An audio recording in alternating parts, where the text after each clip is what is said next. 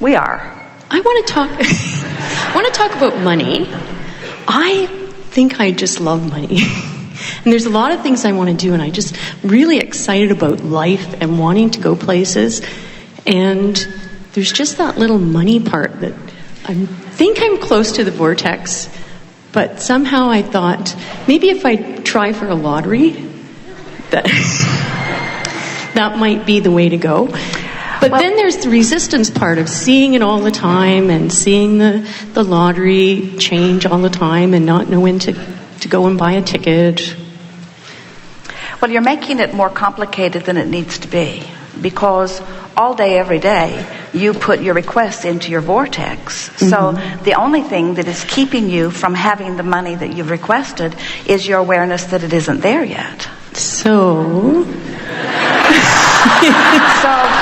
you have to find a way of distracting yourself from what isn't working. In other words, you have to find a way of distracting yourself from your awareness that the money isn't there. In other words, you can't vibrate on the not enough money into the stick and the enough money into the stick at the same time. In other words, do you realize that you have, through life, you have put many requests into your vortex? Do you realize that? Well, I hope so. And do you realize that every time you feel discouraged, or every time you feel afraid, or every time you feel annoyed, every time you have a conversation that there isn't enough, that you are actually practicing a vibration of not enough? Do you know about affirmations?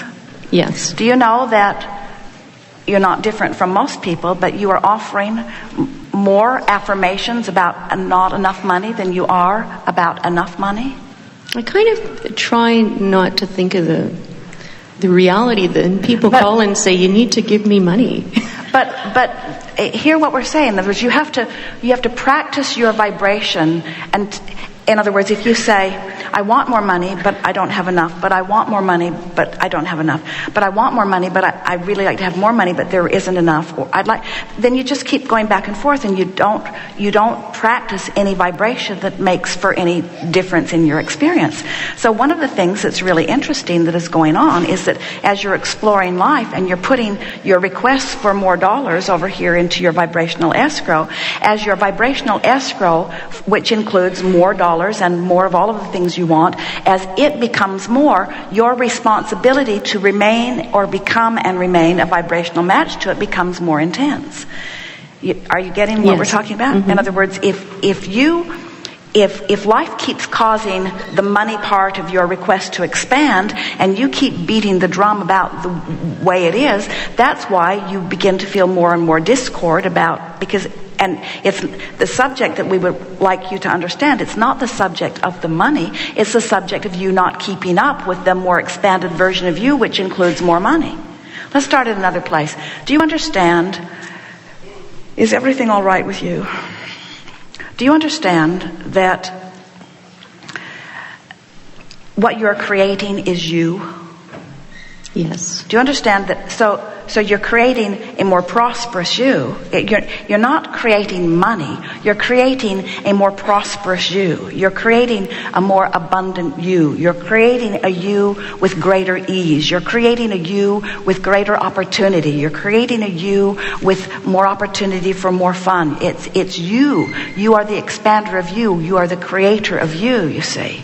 So when we say that this vibrational reality exists, it is a reality that exists, and it's not just a reality that exists, it's a vivid reality that exists. It's the larger part of you that exists in it, and you really owe it to you to keep up with it.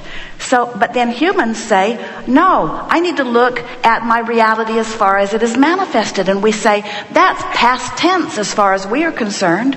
If you can just accept that this vibrational reality is what is present tense.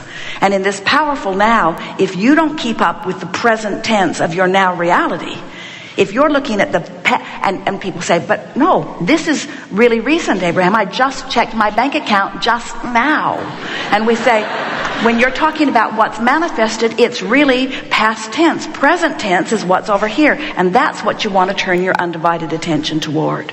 So as you turn your undivided attention toward it, then what you begin doing, you begin affirming. Now this is so important. You begin affirming what's in your vibrational reality, which is the leading edge, most present tense that there is. That's who you really are. That other stuff, that's old news.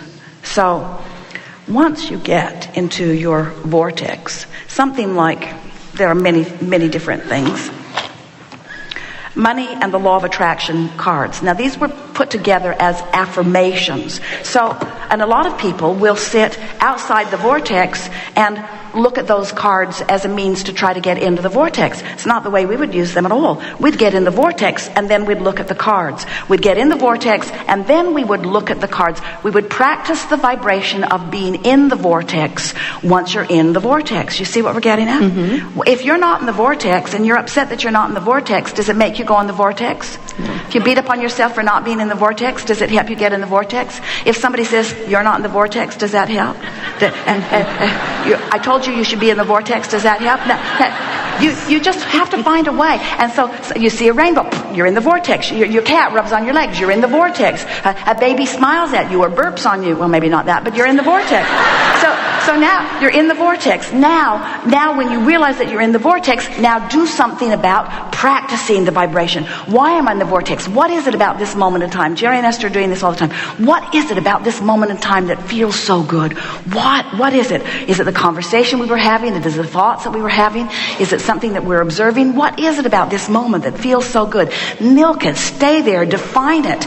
Hold yourself in the vibrational pattern of it. Repeat. Read the affirmations from inside the vortex. Take your favorite music into the vortex. In other words, practice the vibration of being in the vortex. And then when the bill comes or the concern comes or the I can't do that feeling comes and you realize that the vortex has spit you out for a moment, now it's much easier for you to get back into the vortex.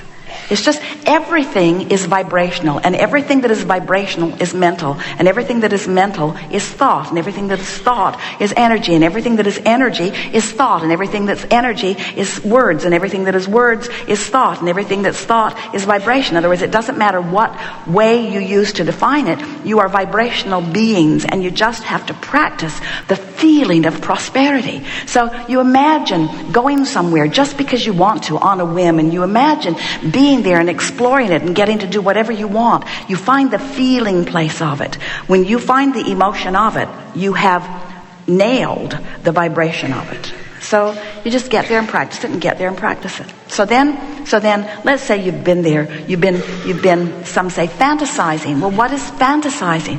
By fantasizing or imagining, what we mean by that is focusing upon the now reality of the vibrational vortex of creation. In other words, you're focusing upon the leading edge of thought. Yes, it may not have manifested, but everything that you see that is manifested is first a vibration, and it's a vibrational pattern that is strong enough that it begins then to bring to it all of necessary components, you see.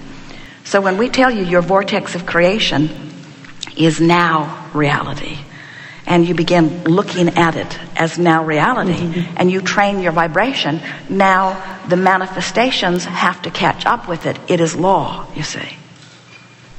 So whatever you're living is always an indication of vibration. Whatever you're living. So I must have the money in your bank, the way your body looks and feels, everything that you're living is an indication of vibration. So money is a vibration? Say again? Would money does it have a vibration? Everything has vibration. There is nothing that does not have vibration. But do you really want piles of money? It's quite a lot of trouble. What I want to be able to do is just do what I want. Then why are we talking about money? To get to places. But what we're getting at, so do you believe that, so let's say you haven't been able to travel and you really want to. Do you believe that travel is in your vortex of creation? Oh, it is. I love travel. So what we want to know is, why do we have to talk about money? Why can't we just talk about travel? I could be ready to go in half an hour. But, I'm ready. packed and ready to go because it's so much fun that I just love that fun and I want to keep doing that fun thing. The thing that we want you to hear from us is that when you take a subject like money, that without meaning to, you've practiced quite a bit of lackful vibration. So then when you say, okay, I'm going to bring a subject that I have practiced a lot of lackful vibration about, and I'm going to clean up my vibration about it. And we say, why?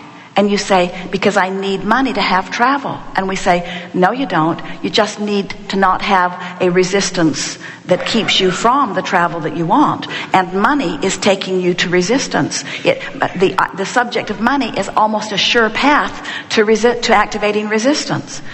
Have you ever been in a department store? Esther remembers it vividly. Found the most beautiful blouse she had ever seen. And when she saw the price tag, she said a very bad word. You would have edited it from the tape. She was angry that they would deprive her of this blouse by putting that kind of a price tag on it. And so her belief that she needed the money for the blouse was a much more resistant path than if she could have just found a way to appreciate the fabric and appreciate the blouse and appreciate the people who made it and appreciate the people who distributed it and appreciate the person who had the idea of it and appreciate the store that put it there where she could see it and appreciate the idea that she could wear it. In other words, you make it harder for yourselves when you think you have to figure out how and where and when and who. If you could just take the vibrational reality at its fullness, if you could just, that's why we just want to get you in the vortex where you'll have full view of everything that you've put there, you see. So it's an interesting thing. You could have 10 subjects in your life, 9 of them that are pretty worrisome and 1 that's really positive, and you could focus upon the one that's positive and use it as your reason to be in the vortex, and the other 9 would solve themselves because all of those problems put requests for all of those solutions. We're not kidding you. Do you understand law of attraction? Do you understand the cooperative component that law of attraction is always gathering? Do you, first of all, do you accept that you are vibrational beings? Yes. Do you accept that your emotion is your indicator of your relationship with your vortex? So can you see how worry or concern or discomfort about anything is an indication that you're not in the vortex? So there's no subject to have other than how I can get into the vortex.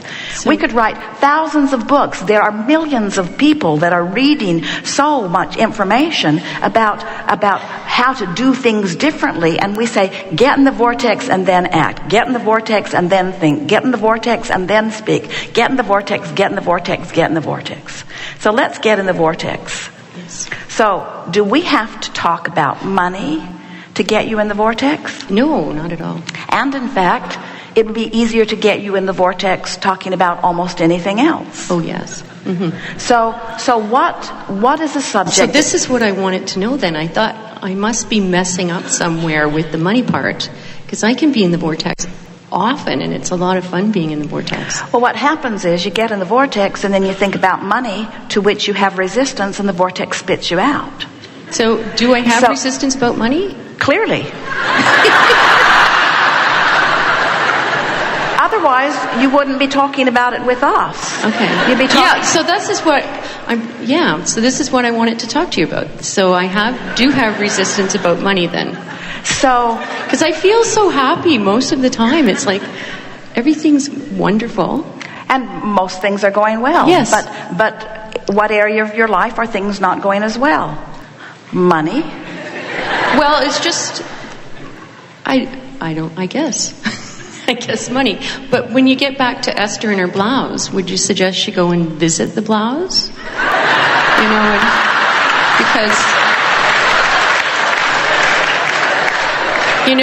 Because she wanted to get this blouse and felt that it was very valuable, and so she's really appreciating it and everything. Then would she go and visit the blouse often? Well, now that's a really good question, and